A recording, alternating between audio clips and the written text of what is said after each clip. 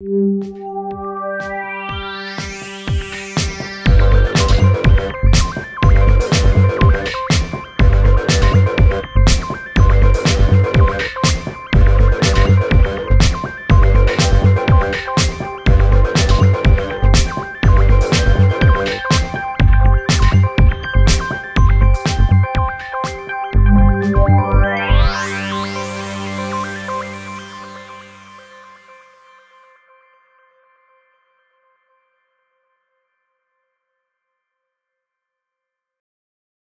I'm Tracey Hanbury, Managing Director at the National Landlord Investment Show.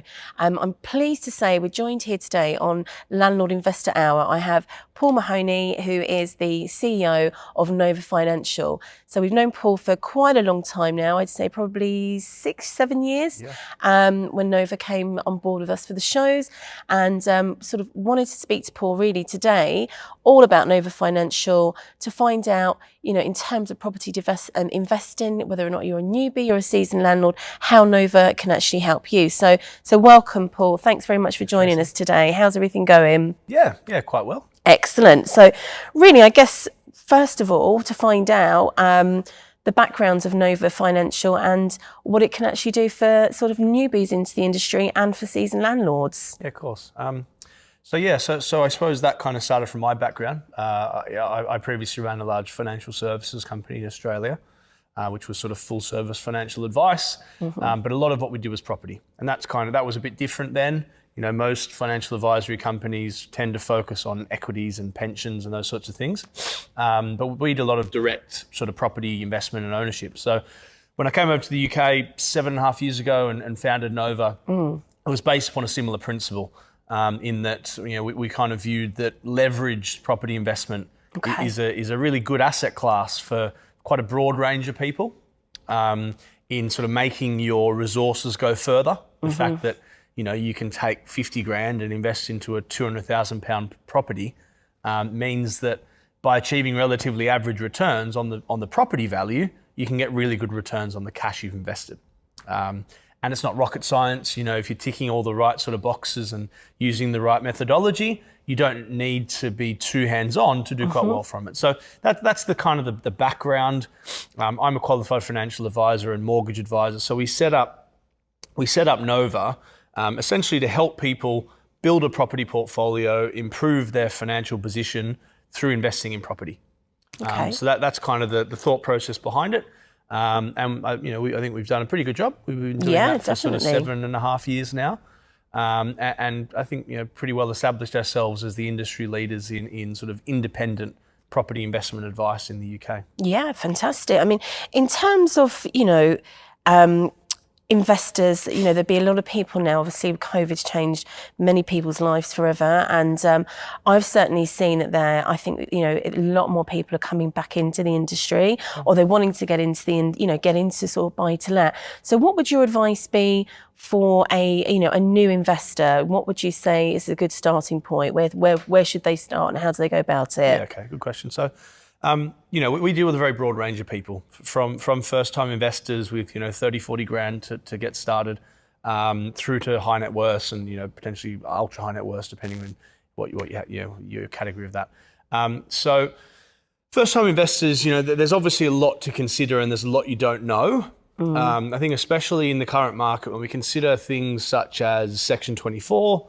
Few years back that changed the whole tax deductibility of buy-to-let mortgage interest when buying in your own name. That raises a whole lot of questions around, should you buy in your own name? Should you buy through a limited company or other type structures?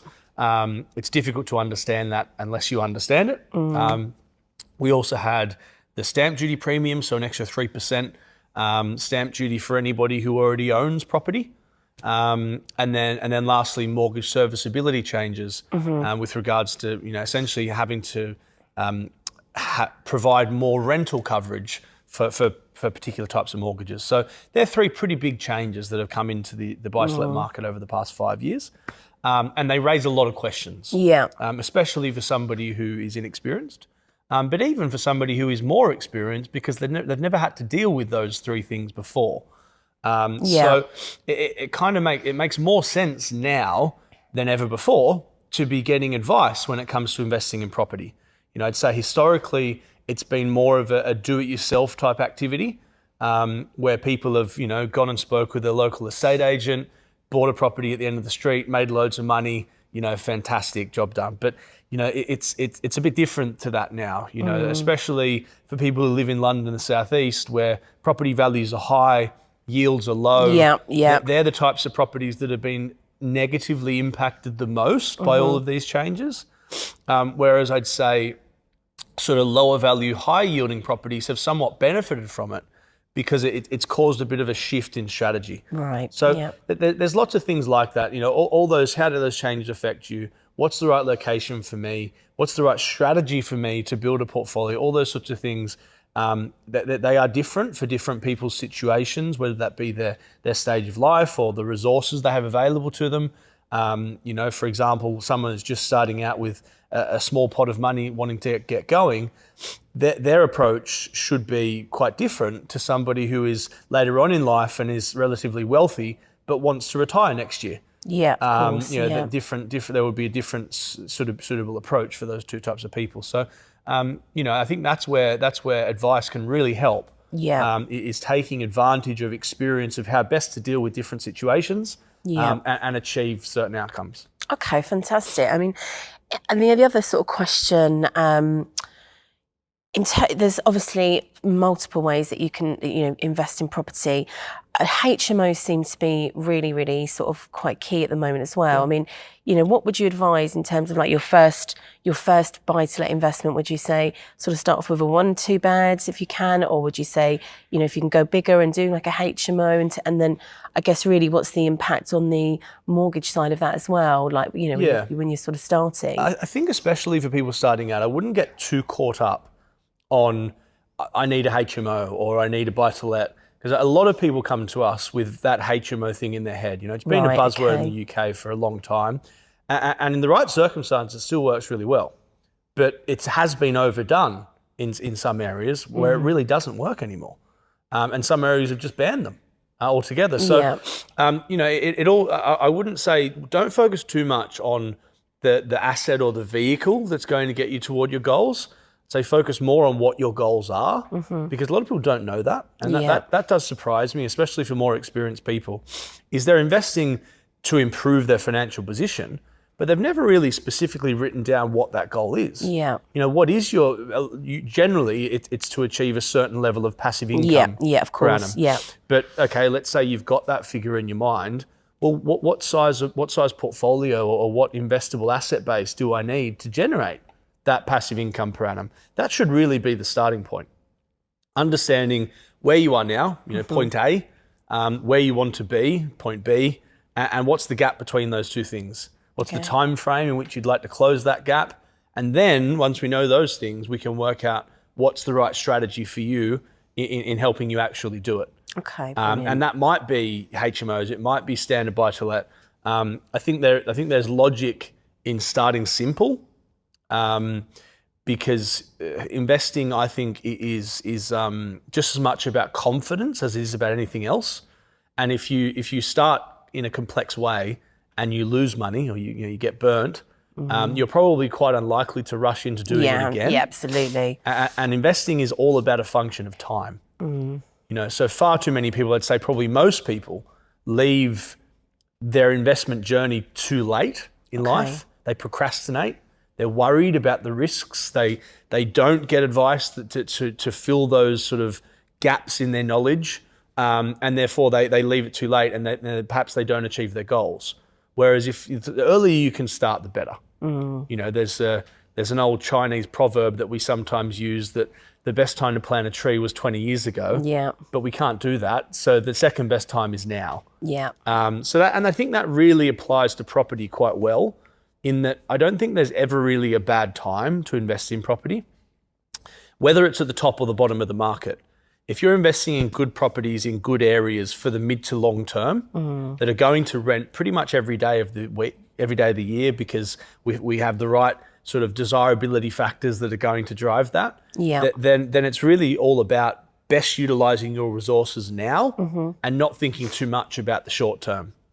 So yeah, I think that's some good advice. For Yeah, people no, that are that's just very getting good going. advice and great analogy with the tree. It's so true. You know, there is no time like now if you haven't already started. So I think that's really good to know. I think what makes Nova different in terms of your services? So I see on your, you guys offer quite a wide selection of services. Yeah. Could you talk us through what Nova services actually are and how they can help? So the simplest way of describing our business, the elevator pitch, if you like, is our business model is quite similar to what people would mostly understand as an IFA or an independent financial advisor. Okay. But the biggest point of difference is that we specialise in property as opposed to shares or pensions. Okay. So, and the main reason for that is we view property as more suitable for a broader range of people than investing in, the FTSE 100 or investing all your money through your pensions. I've written a book on the topic, in fact, called The Property Pension Plan, which is all about using a property portfolio as an addition to or alternative to the traditional pension. Because traditional pensions are very limited in what you can do with your money and then what you can do with it once you access it as well. Whereas property gives you much more options. So our biggest point of difference really is first off that. Secondly, that we're independent. So if you look at our point of difference to other property companies, most property companies in the UK are selling a book or a list of properties. So for example, you'll go on their website, they'll have 10 properties on there, and that's what they're selling. And they might give advice as well, but that advice is generally going to be sort of inherently biased toward what they're selling. Okay. Same with an estate agent. There's lots of, I've got lots of friends that are estate agents. They're generally good people, but if they've got 10 properties on their book, they're not going to send you down the road or to another city to buy there if they're not going to make any money from that purchase. Yeah. So that's just logical. Whereas we're independent. We don't have a book or a list. You'll never see us promoting property. We will promote our service and how that can benefit certain individuals, but everything we do is bespoke to that individual. So we put together a criteria and then we match that criteria with what works best specifically for them. Okay. So it's all very much bespoke to the individual rather than it being about this is a great property because it's got a south-facing garden and all that sort of thing. Sometimes those things are important, but what we view as more important is what's going to actually specifically be suitable for that individual and help them improve their financial position. Okay. So that's a big point of difference, the independence and the fact that sort of specialty in property. Yeah, brilliant. And then in terms of obviously mortgage solutions, what do you offer clients? So we've tried to put together an end-to-end service. So that includes first off understanding the client and helping them understand themselves. So I spoke before about point A, point B, and helping you put in place a strategy to close that gap. So get from where you are now to where you want to be. Once we understand those things in detail, that will help determine what the best strategy is. And then once we have the strategy, you actually have to implement it. Lots of people do a lot of research and get a clear understanding of what they want to do, but then they never actually do it. And by doing that, you haven't really achieved that much. You don't improve your financial position through research. So that's sometimes something we help our clients with, is actually having the confidence to take that first step and start the process. So what goes into that is research and due diligence on locations and specific properties. Right, yeah. So actually sourcing the best properties in the best areas that are most suitable for that individual to help them improve their situation. So sourcing specific properties. Most of our clients use mortgages. As I mentioned, cash bought property is okay. Yeah. But it's, in my view and our view, it's an underutilization of what you could be doing. If you buy a 200 grand property for cash, you could have bought 4 200 grand properties with 75% mortgages. Yeah. And you're going to achieve a lot more from those 4 than you will from the 1. Also, when debt is so cheap, when we can borrow at 2 or 3% at the moment, and the returns on property is a lot better than 2 or 3%, you're better off for having the debt. Yeah. A lot of people think about the risks of debt without thinking about the opportunity. And generally the opportunity is far greater than the risk. Yeah. So we have an in-house mortgage brokerage of which I'm the principal, and we advise on and arrange mortgages, again, that are most suitable for the individual. That's both residential, buy-to-let, development finance, bridging, whatever they require. Yeah. And then, not obviously, but generally our clients need management services for their properties. A lot of our clients are based all around the world, but our base is predominantly in London. However, most of our clients have been investing outside of London for the reasons we just covered. Yeah. London property is expensive. It's increasingly difficult to justify a buy-to-let investment in London and the southeast, and therefore for 5-6 years plus, we've predominantly been focusing on Birmingham, Manchester, and Liverpool, being the kind of other three major cities outside of London. Yeah. And our clients have done very well there.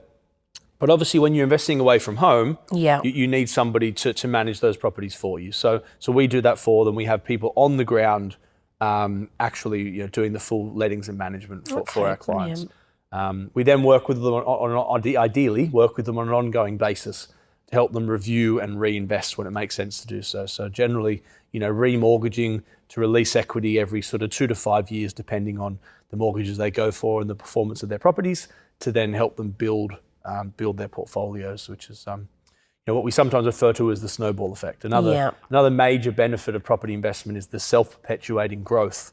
Is that if you're getting 5% growth per annum, which is about the UK average for the past 20 odd years, you should be able to remortgage your property and reinvest every 3 to 5 years. Which means you're doubling your portfolio every 3 to 5 years, which is good. Which is where we want to be. Yeah. Okay, that's really interesting. So kind of just to a little brief. So Nova, can help you source the property, finance the property, refinance the property when the time is right, and also manage the property for you as well. So it's very much end to end, and it means that all of those things can be in one place, rather than having to talk with 5 or 6 different professionals that perhaps don't talk to each other, and therefore may give conflicting advice. We can make sure it's all working toward the end goal. Yeah. Okay, so in terms of the team, and so let's say I'm a client of Nova's now, and I want a property in Manchester or Birmingham. So how would you source that property? Would you use a local agent, or do you use your in-house sort of research team? No, it's all in-house. In that, as we've been operating for sort of 7.5 years now, our clients invest in about 20 to 30 properties a month. Okay. So we're quite well known in the industry for, I suppose, the fact that our clients buy lots of properties. So originally, we were on the ground, going out, making a really strong effort to meet developers, meet agents, source the best possible property stock available. Okay, yeah. Now we're kind of at a stage where we have them coming to us. That's really good, yeah. And I suppose the reason for that is if for example, we source, let's say, a new build development that we like, our clients might buy 40 to 60 units in that development. If it's a really good one and it suits a range of people. So we can leverage that buying power to get the best properties in the development at the right price, with the right incentives, with the right buying structure, lower deposit, protected, all that sort of stuff. So therefore our clients benefit from that buying power. We can leverage that the most when, for example, a developer is selling properties on scale. It's harder to leverage that when it's an individual selling 1 or 2 properties. But that's certainly a benefit that we're able to offer. Okay, fantastic. I mean, could you just give us like a quick case study, Paul, of like a typical, how you've met somebody and their sort of journey in a case study and the success of that? Yeah, so I think, there's some great case studies from when we first sort of got going 7 years ago. Seven, I think it's just about 7.5 years ago now initially. But especially when we look at Birmingham, Manchester, going back to that time, the cities had all the right fundamentals to do well. It didn't really have any history of performance. And it was somewhat difficult to convince, for example, London or overseas investors to take them seriously because of that lack of track record. But what's very interesting is that especially certain locations in those cities have more than doubled in value since then. So, for example, we had some clients invest in a development called Axis Tower in Deansgate in Manchester. So, the nicer area of the city centre in Manchester. They bought 2 beds there for about 240 odd thousand. Okay. Those same properties are selling now for 500,000 plus. Yeah, I can imagine. So really taken off that area. And we've got similar sort of examples in the Jewellery Quarter in Birmingham. Similar sort of area to Deansgate in Manchester, same sort of thing. Properties have more than doubled over that time frame. So, our clients have done really well from that since then. But we noticed as time went on that those areas were increasing quite quickly and perhaps didn't offer the same value. So we've seen quite a pronounced ripple effect in those cities where we've constantly been looking for the better value for our clients as time goes on. And that's led us to various different areas, whether it be the other side of the city or just slightly outside of the city, to still be getting that sort of level of growth. Yeah. I mean, obviously, the northern powerhouse is still, as you say, you get a lot more for your money up there. But it's certainly, I've seen that increase massively. So 3 cities that you kind of really concentrate on, I see quite a lot, Paul, is Birmingham, Manchester and Liverpool. Could you give us a little kind of, maybe if we break those 3 areas down, starting with, let's start with Birmingham, in terms of giving people advice on the location, what they should be looking for, in terms of the ripple effect that's had, as you say, the infrastructure and maybe the sort of the positive changes. So if you start off with Birmingham and maybe talk everybody through those three cities. Of course, yeah. So Birmingham, arguably the second largest city in the UK, it's about even with Manchester in reality. I think it depends where you're from as to whether you say which one's the bigger one. But lots of really positive things happening there. As I say, I've been very familiar with these 3 cities for the past 7 or so years, and they've changed so much over that time frame already. And there's still so much happening there, which will mean they will change a lot more again over the next 5 to 10 years. But if we look specifically at Birmingham, there's currently £5 billion of infrastructure spending underway in that city, which is a huge amount of money. I think people use the word billion a little bit flippantly, but that is a lot of money, and you can't spend that sort of money without it having a big impact. We've got major companies moving operations to those cities. So companies like Deutsche Bank, HSBC, and now Goldman Sachs just recently have announced that they're moving thousands of jobs to Birmingham. So a massive financial services hub, jobs that previously were in London are now moving to Birmingham. So that will have a big impact. We have the Commonwealth Games there next year. Yeah, of course. So I believe that is about £1 billion on its own of spending to sort of clean up the city. We saw the impact that had on London, especially East London. And that will have a big impact on Birmingham as well. And I believe the forecast that should bring in about £1.5 billion of revenue to the city, obviously through tourism and that sort of thing. So all very positive stuff. And that all of this is having a big impact on property prices in the right sort of locations, especially around the city centre. We tend to have a preference to invest centrally if possible. Obviously, we don't want to be paying a fortune. We look at central London, for example, has all of the fundamentals that you want from property, but it's too expensive. Yeah, of course. The fundamentals it doesn't have is value and yield. But when we look at the likes of Birmingham, Manchester, Liverpool, those city centres pretty much tick all the boxes. I mentioned before about paying $500,000 plus for a 2-bed in Manchester. I probably wouldn't do that as an investment today, but you can go half a mile in pretty well any direction and find much better value and still offering similar fundamentals. So we like to invest in markets with as much depth as possible. And what I mean by that is large tenant pools and strong tenant demand, because the main risk, and pretty much the only risk in my view, pretty much the only risk really worth worrying about is not being able to service your costs. If you end up in that situation, you are in trouble. You can't service your costs. Your biggest cost will be your mortgage. And therefore, if you can invest in a property or properties that are very rentable, then therefore you're confident you're going to have a tenant pretty well all the time, that risk is mitigated. So therefore we need to understand, well, what do tenants in that location want? A big one is employment. So we want a broad range of industries that provide a lot of employment. Facilities, amenities and infrastructure. So we tend to focus on young professionals as our main target market. And they tend to be, I think most people will agree that young professionals today are more lifestyle focused than any other generation before them.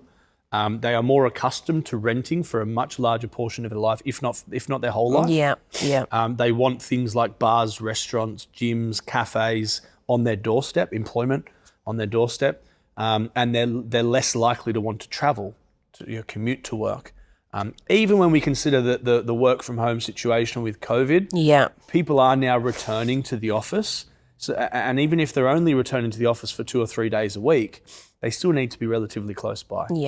I often relate things back to myself, and I live in Zone 2 London. We haven't been in the office for nearly 18 months. We're now back, but I don't just live there because it's close to the city. I live there because of all the facilities it offers. Yeah, of course. Generally, the more central you are, the more it offers, and the further you go away, the slightly less and less it offers, and therefore the slightly less and less reasons for people to want or need to live there. So we like central locations in the right circumstances, so long as we can still get good value and good yields. Okay. So that's kind of sums up Birmingham and our methodology for selecting certain locations. Manchester is quite a similar city to Birmingham, in all honesty. We have a massive amount of infrastructure spending, a huge requirement for housing. So one of the concerns that have been raised about Manchester is the potential for oversupply. There was a Times article about 12 months ago which said there's about 13,000 units under construction in Manchester at the moment. But whenever looking at supply, it's really important to contrast that against demand, because the Manchester City Council said around a similar time that there's a requirement for 5,000 new properties per annum, which over the next 5 years is 25,000 properties. Now, if there's 13,000 under construction, they're only and in the pipeline, that's kind of the total that's going to come to fruition, if that, over the next 4 to 5 years. So actually, there's 25,000 needed. There's 13,000 being built. Right. So there's still a massive undersupply. Yeah, of course. So you need to make sure you're looking at those two figures to determine whether there's going to be an oversupply or not. And it certainly doesn't seem like that's the case in Manchester at all. So massive job growth, huge infrastructure spending. We've obviously got the high-speed rail from London through Birmingham and to Crewe. So Crewe is only just shy of Manchester. Yeah. And then phase 2 goes through Manchester and to Leeds as well. So lots of very positive things happening there. I'd say Manchester especially is such a nice city now. It wasn't that nice 7 or 8 years ago. Yeah, it's got a lot and I'd say Manchester is nicer than Birmingham so far as going out for a nice meal, all that sort of thing. It offers a little bit more from an entertainment perspective. So you can really see, and that's an unbiased opinion. Some people get upset about that, but I spend a lot of time in those two cities. Yeah. And just for example, comparing it to London, it has more of a London vibe, which obviously I like. Yeah, so I think Manchester is more similar to London than any other city in the UK. So I can really see why young professionals are either moving there or staying there. The transient population in the UK has been quite strong to the Midlands and the Northwest. And that's, in my view, predominantly being driven by the fact that the likes of Birmingham, Manchester, Liverpool are offering a lot more opportunity than they ever have before. That historically people came to London for the money. Yeah. If we look 20 years ago, for example, the money was in London and the cost of living in London was a lot less. The money hasn't really risen all that much in London, depending on what industry you're in. But the cost of living has gone up substantially. So especially for low to middle income earners, which is where graduates fit in, it's a very difficult place to live. I see that with our graduates in our office. We try to help them get by as best we can. But the graduate wage is the graduate wage, and it's hard for them to live in London. It's even more hard for them to get a foothold in the property market. I agree. Whereas if you go to somewhere like Birmingham, Manchester, they can earn very similar wages now to London. I'm pretty sure it's pretty much exactly the same for the likes of graduates. Get a really nice standard house in the right industry. Yeah, exactly right. And your property prices are about a fifth of London. You go out for a nice meal. I'm always shocked going out for a nice meal in the likes of Birmingham, Manchester. It's pretty much half what you'd expect to pay in a nice restaurant in London. So the quality of life is better, and therefore you can see why the people who previously may have come to London aren't anymore. They're staying.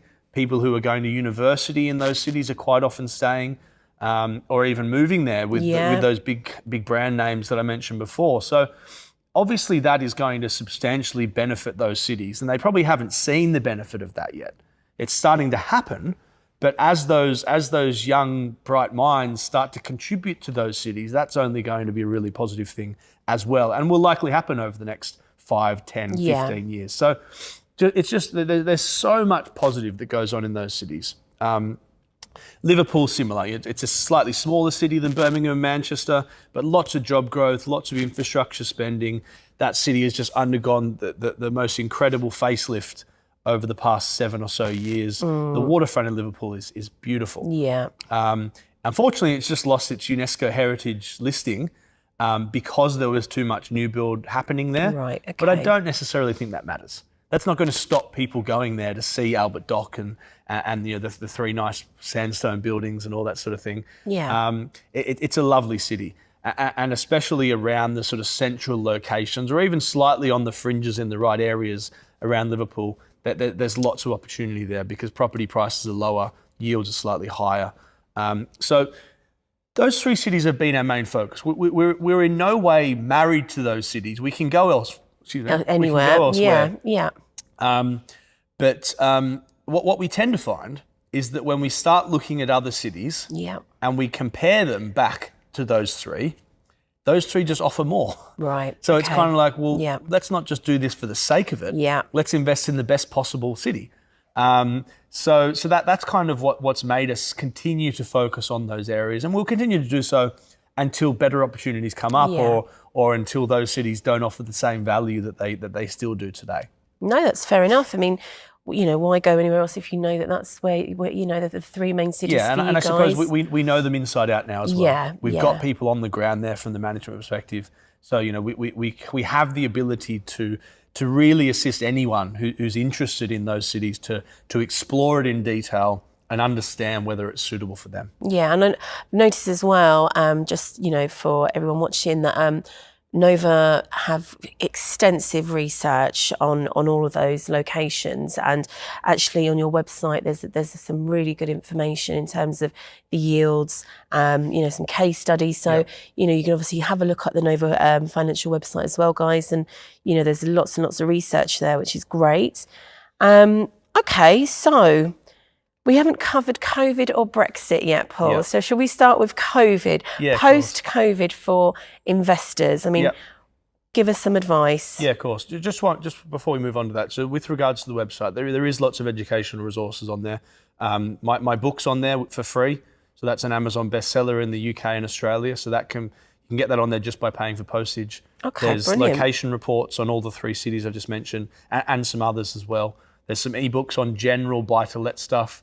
There's some webinars on there, and it's all free. So, fantastic. if anyone who's interested in sort of learning more or expanding on what I've just covered, there's lots on the website. And what is the website, Paul? So it's nova.financial. Okay, so Nova. www.nova.financial. Okay, fantastic. All right, that's great. Okay, so COVID, where do we start with this one? It's an interesting one when we talk about COVID in relation to property, because I think most people would say that COVID's been quite a negative thing. Lots of bad things have come out of COVID, or at least it's kind of just put everything on hold for 12 to 18 months, hasn't it? Or just changed everybody. Hasn't been a great thing. Yeah. But interestingly, for property, it hasn't been bad at all. No. If you had have asked me in March last year, when we were first going into lockdown, what was going to happen to the property market over the next 12 months, I probably would have said it's not going to be all that positive. Yeah. But actually, it has. It was the opposite, wasn't it? It's been really interesting. The property market has been so resilient. If we talk about property versus shares have been up and down like a yo-yo. Yeah. But property has just steadily grown. Depending on who you ask, because different indexes say different things. But over sort of 2020, property prices grew by about 6 to 8%. Again, depending on location. And then we look at the start of this year, it looks like we've kind of already had that again. Yeah.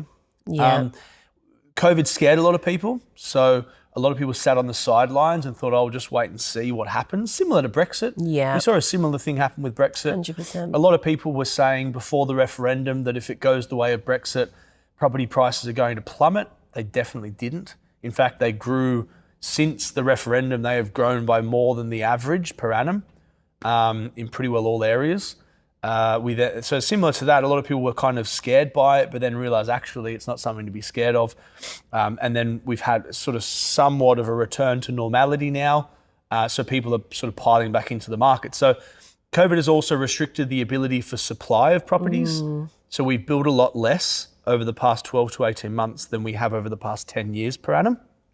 And now with a lot of people re-entering the market, you've got a big spike in demand, a lack of supply, and that's driving up prices. And I think it should only get better over the next 6 to 12 months as more confidence returns. What happens thereafter, I don't think it really matters. As I say before, properties are mid to long-term investments. So long as you're buying good properties in good areas that are going to rent and you're confident will, at the very least, track to the UK average, then you're going to do relatively well.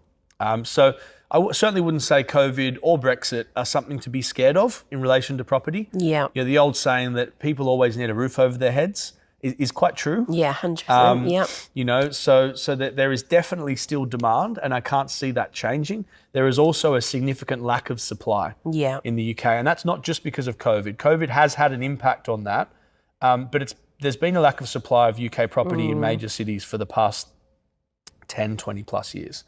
And that is what's kind of driving prices up. It's something that's very difficult to fix because they need to kind of more than double the yearly supply to get anywhere near meeting demand. And that's not going to happen overnight. And that's good for property investors. It means prices will continue to rise. Yeah. So, you know, certainly with everything returning back to normal, you know, somewhat normal economic activity, it's a good time to be buying. The right properties in the right areas. And that really just comes down to understanding what's right for the individual, which is a big part of what we do at Nova. Yeah, fantastic. I mean, yeah, absolutely. I mean, that was my worry, obviously having the shows, and we had to cancel Olympia before, you know, 1 week before we're officially locked down. And we all just sort of looked at each other and thought, what on earth's going to happen here? But we actually, you know, we experienced our online services in terms of like our news portals. Yeah. You know, we doubled our subscribers in that time, and lots of people, new people, were thinking, oh, you know, what's going on? So their time wisely, you know, lots of positives. Thank goodness that was the case. One thing that COVID has raised with property, which is interesting, is making sure that your property isn't driven by one factor. And what I mean by that is, for example, if you had invested in Heathrow because of the airport, that probably has had quite a negative impact on you. If you invested in a smaller city or town where it's driven by one industry or even one major company, and that company's hospitality based or something like that, that's probably had a pretty major impact. And this kind of all goes back to our approach of making sure we're investing in locations which have many different driving factors and a very broad range of industries, because that mitigates the risk of any one industry or even a few industries starting to struggle. You've got others that fill the gaps. So I think that's something to really be aware of when you're investing in property. Don't just invest in properties and locations that are driven by one thing. You want many different factors contributing toward why that's a good investment.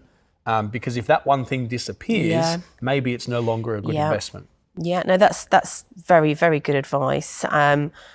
I mean, it's been absolutely brilliant, sort of some great advice today, Paul. And I think in terms of talking locations, we're actually here today at Old Billingsgate, which is this beautiful venue, which has been our new London home for our show on October the 26th. So Paul will actually be at that show with his team, and also Manchester.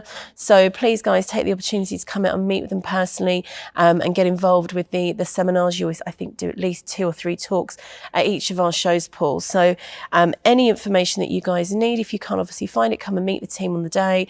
And, you know, really, we've covered everything today. So just to sort of summarise again for you know, who is Nova. So in terms of, you know, sourcing, so it's an end-to-end service of sourcing, funding, you know, refunding, refinancing later on if that's the need, and obviously management as well. So you and having that expert of really drilling down on the areas. And as you say, your 3 sort of focuses are Manchester, Birmingham, and Liverpool. However, you know, that's not to say that you're not going to go and help somebody if they've gone to somewhere else in mind. And one sort of quick question. in terms of investing abroad, Paul, any good sort of advice or any hot locations that you think might be a good thing at the moment? Yeah, good question. Just to summarize and end on that, on the point you mentioned before. So I think regardless of your level of experience, and myself included in this, and I feel like I'm relatively experienced now. I've been investing in property for many years, through buy-to-let, property development, all sorts. Is as individuals, we're all limited by our resources. We've only got so much time, knowledge, experience. Time's a big one. You know, we can only cram so much into 24 hours. Whereas our business has those resources in abundance compared to any one individual. So whether you're a first-time investor, whether you're really experienced or anyone in between, we can help plug the gaps in your knowledge base, in the time you have available to you, in just making sure you're making the right decisions for you in the most confident way, and you're sleeping as well at night as you possibly can because you have that confidence. That's a big part of what we provide. Sometimes we just kind of act as a sounding board. You know, individuals we're emotional beings. And we all question ourselves, regardless of whether we should or we shouldn't. But quite often we'll go into things with our blinkers on a little bit. And that's what we can really help with, is sort of providing that sort of independent, unbiased, frank advice in what works best for that individual. So hopefully we can help some people. And that is always the biggest fear, isn't it? And as you say, is not having enough knowledge, in which you guys clearly do and your team does. So, I would, really great talking to you today. We've had some great information. And sorry, I'll answer your question about overseas. Oh yes. So there are some great places to invest overseas. But if you're based in the UK, or you want to be based in the UK, or this is where your finances are based, even if you are overseas and you're investing here, my personal opinion is there's lots of great opportunities in the UK. The biggest downside for me of investing overseas, and I have this downside because I have investments in Australia, is foreign exchange risk. And what I mean by that is, a good example is 10 years ago, the Australian dollar was really high due to mining. It was well over the US dollar, and now it's at about 70 cents to the US dollar. So there's been about a 40% downward change in the Australian dollar versus the US dollar. Now that means that anybody who invested in Australia 10 years ago, that is based in the UK or the US or China, China was a big one, that they may have not made anything on their investments, even if the property values have risen substantially. So that's quite a big risk that I don't think anyone can really control. You might have your opinion on where currencies are going, but that can change overnight. So that's quite a big risk that I think, unless you have to or really, really want to invest overseas, there's great opportunities in the UK. If the sole purpose of investing is about best utilising your money and improving your financial position in an unemotional and commercially minded way, I'd say stick with the UK. But there's lots of other reasons why people invest. People quite often will invest to have a place they want to retire to. That's a pretty common one. But I'd say unless that actually is a good investment, in the meantime, you should invest to make money. And then sell up and then go and buy your dream retirement home. We tend to focus predominantly on the UK for those reasons. Well, that makes perfect sense. I mean, we actually our shows, as you know, is very much focused on the UK, and as you say, there's enough going on in this country at the moment, and great opportunities in terms of buy-to-let. So I agree.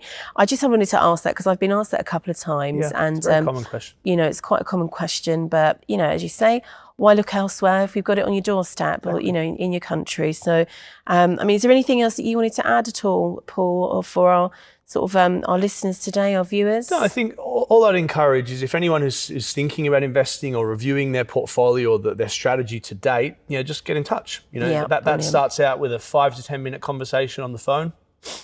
If suitable, we then do a free initial consultation, whether that be in person or via video conference. Obviously, video conferences have been massive lately.